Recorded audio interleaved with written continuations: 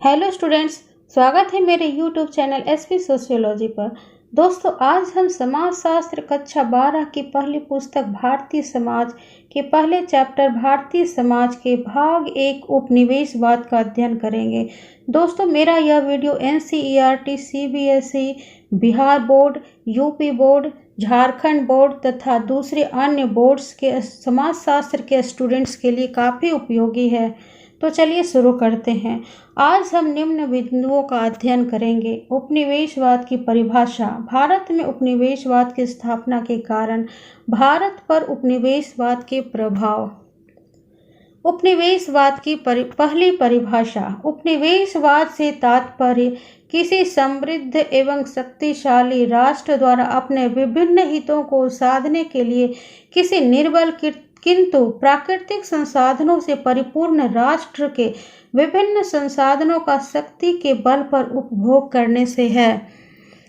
उपनिवेशवाद का अर्थ है एक ताकतवर देश दूसरे कमजोर देश पर शासन करता है। पहला देश जो आर्थिक रूप से और सैन्य रूप से मजबूत है, दूसरा देश जो सैन्य शक्ति से कमजोर है लेकिन उसके पास प्राकृतिक संसाधन भरपूर मात्रा में है, जिसको लूटने के लिए पहला देश दूसरे देश पर जबरन कब्जा कर उसके प्राकृतिक संसाधनों का दोहन करता है तथा वहां के नागरिकों पर अपना साम्राज्य स्थापित कर उसका शोषण करता है। उदाहरण के लिए भारत पर इंग्लैंड का उपनिवेश हुआ था। पहला देश इंग्लैंड जो सैन्य शक्ति से ताकतवर था, दूसरा हमारा देश जो 565 देशी रियासतों में बटा हुआ था। यहाँ राजनीतिक अस्थिरता थी, लेकिन हमारे यहाँ प्राकृतिक संसाधन जैसे हीरा, सोना, कोयला, अबरक, कपास, मसाले इत्यादि प्रचुर मात्रा में थे। इन्हीं प्राकृतिक संसाधनों से आकर्षित होकर अंग्रेज हमारे देश पर कब्जा किए और अपना उपनिवेश कायम किए।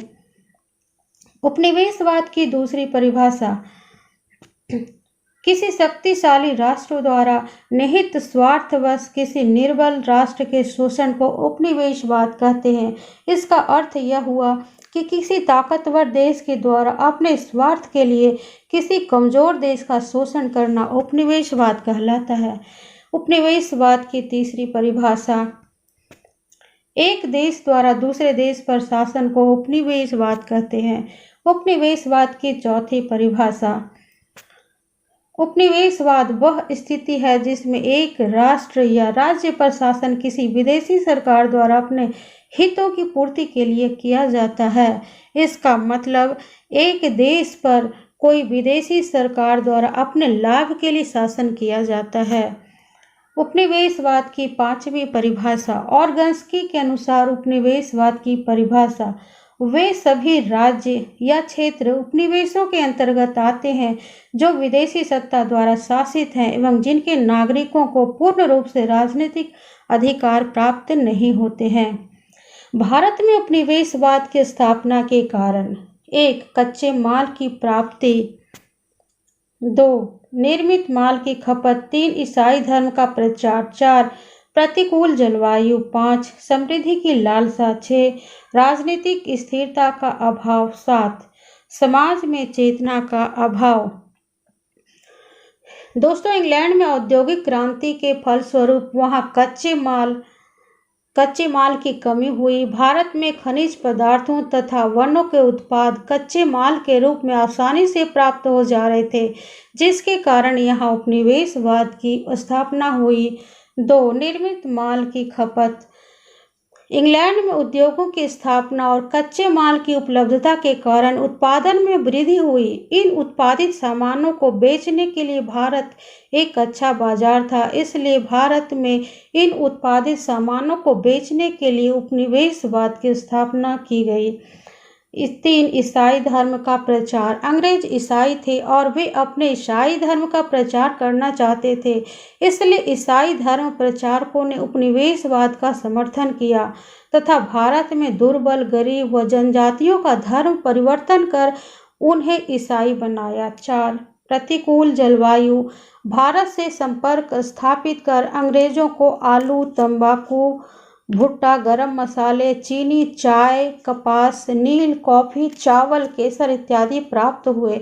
इंग्लैंड में प्रतिकूल जलवायु होने के कारण उन्हें वहां उगाना संभव नहीं था, इसलिए भारत में उपनिवेश कायम कर वे इन वस्तुओं को आसानी से प्राप्त कर सके। 5.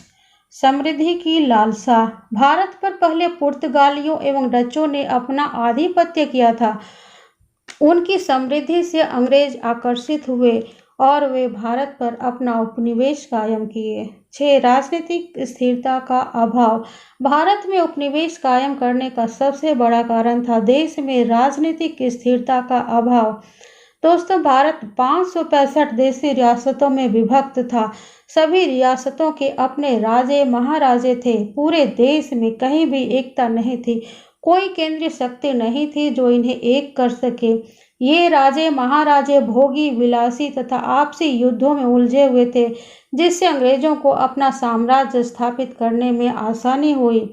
7. समाज में चेतना का अभाव। भारत अंग्रेजों के गुलाम होने से पूर्व अनेक कुप्रथाओं, कुरीतियों तथा धार्मिक अंधविश्वासों में जकड़ा हुआ था। अंग्रेजों ने भारतीय सामाजिक व्यवस्था का गहराई से अध्ययन किया तथा इन कुरीतियों के कारण यहाँ जाति प्रजातीय भेदभाव को और अधिक उभार कर हमें आपस में ही लड़वाने में सफल हुए। इस प्रकार उन्हें उपनिवेश कायम करने में आसानी हुई। अतः इस प्रकार हम पाते हैं कि भारत में एक ओर तो राजनीतिक अस्थिरता थी तथा दूसरी ओर भारत सोने की चिड़िया थी। भारत खनिज व प्राकृतिक संसाधनों से भरा था, जिसकी लालसा के कारण अंग्रेज भारत में उपनिवेश कायम करने में सफल हुए। भारत पर उपनिवेशवाद के प्रभाव। 1. परंपरागत व्यावसायिक नगरों के स्थान पर नवीन औपनिवेशिक नगरों की स्थापना। 2. पूंजीवादी अर्थव्यवस्था का विकास। 3. आवागमन के साधनों का विकास। 4. लघु एवं कुटीर उद्योगों का पतन। 5. एकीकृत न्यायिक व प्रशासनिक व्यवस्था की शुरुआत। 6. आधुनिक शिक्षा प्रणाली का विकास। 7. जाति प्रजाति आधारित भेदभाव को बढ़ावा। 8. विदेशी आंदोलनों के माध्यम से राष्ट्रीय चेतना का विकास। 1. परंपरागत व्यावसायिक नगरों के स्थान पर नवीन औपनिवेशिक नगरों की स्थापना।